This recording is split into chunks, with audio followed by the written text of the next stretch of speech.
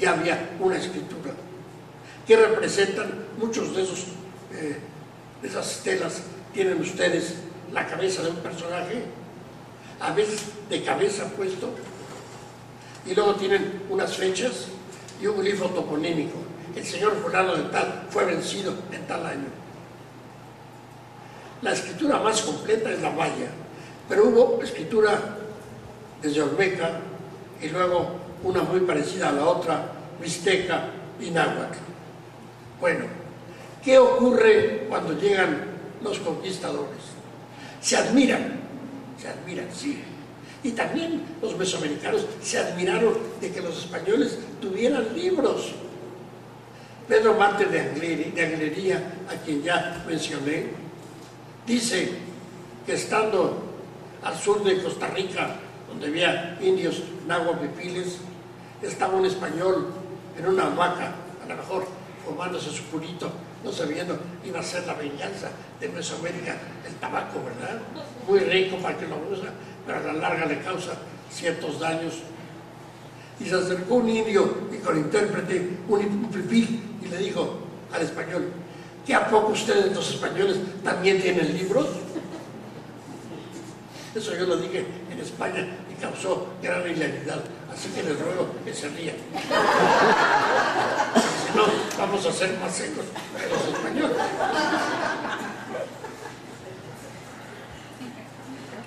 Pero hubo frailes que vieron figuras de dioses, que les recordaron los que estaban en algunos templos donde sacrificaban víctimas, y dijeron: esto no puede ser más que diabólico. Esos frailes, mi esposa que está aquí dice: no hay que escandalizarse de los sacrificios. Yo una vez di una conferencia en Estados Unidos y decía: el cristianismo tiene como clave de su creencia un sacrificio humano y a la vez divino.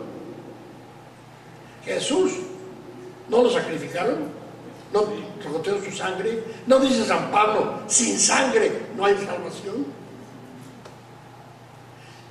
Y les dije yo esa vez: si ustedes, por ejemplo, son luteranos o católicos, van a la iglesia y la misa les dicen cuerpo de Cristo, y dicen amén, sangre de Cristo, amén.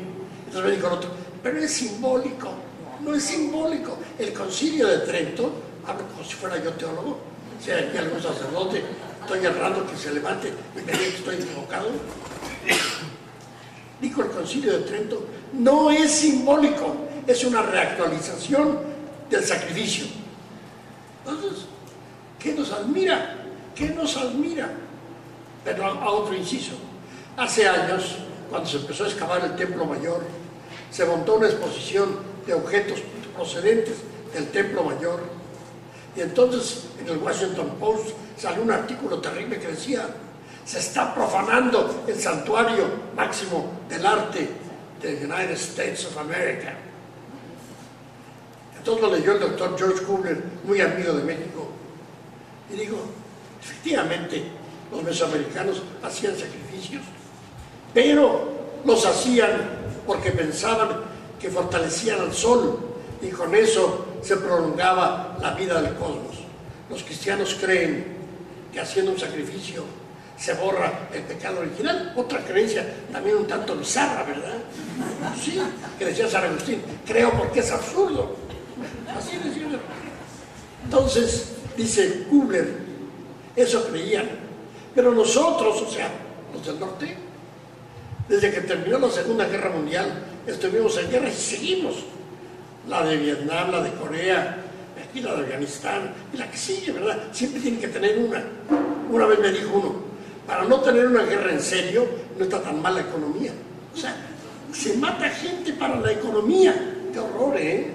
Lo contrario de los mexicas. Santo remedio, nadie volvió a estar atacando quien se profanaba ni que naranjas, ¿no?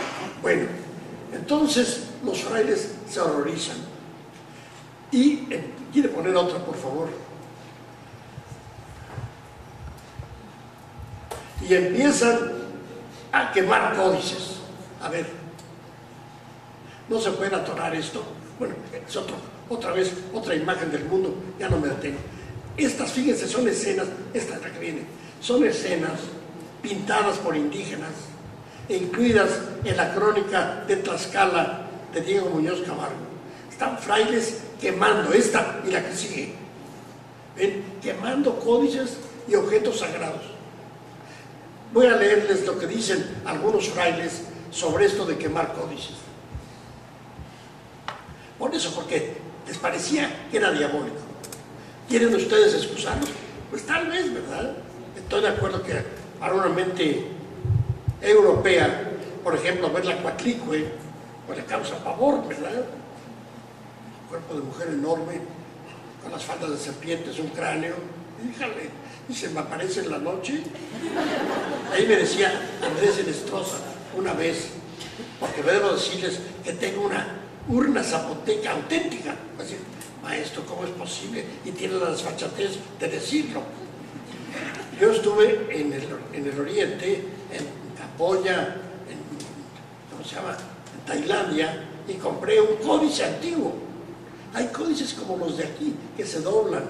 Y tenía el conejo en la luna, una cosa rara, ¿eh?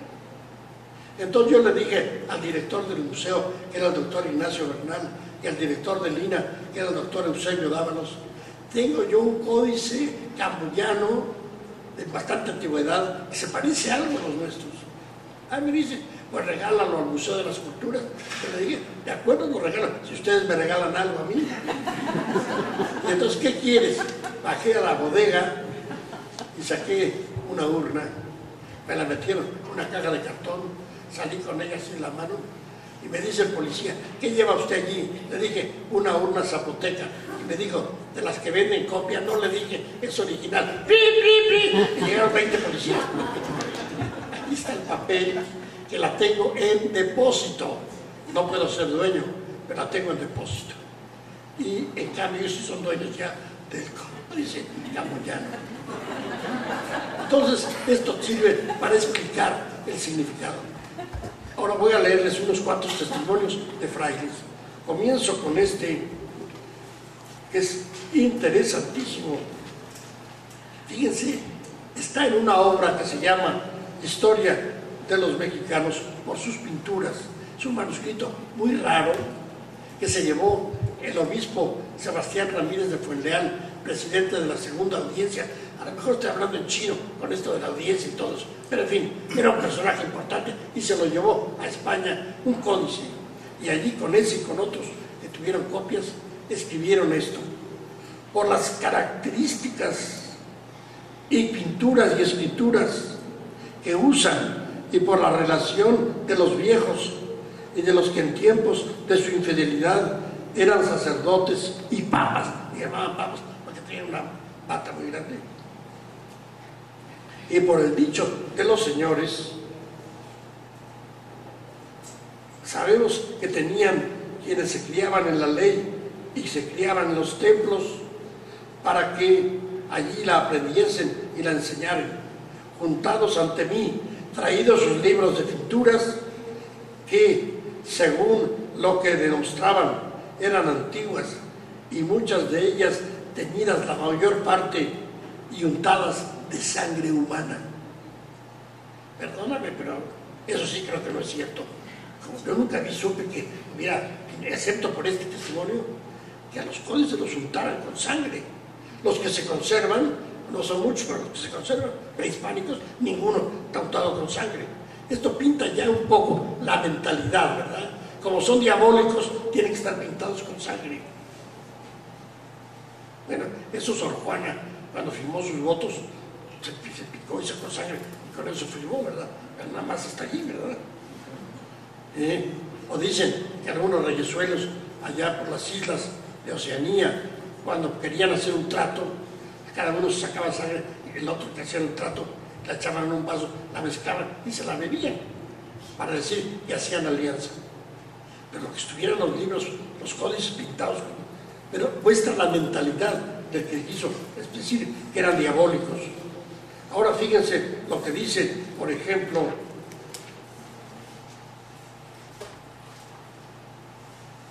dice,